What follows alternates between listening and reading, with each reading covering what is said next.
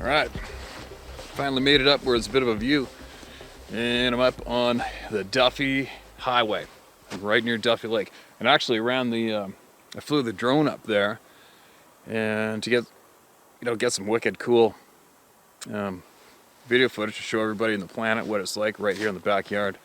And as we're driving home, I noticed a huge snow avalanche had come down off the top of those mountains and skidded across the lake.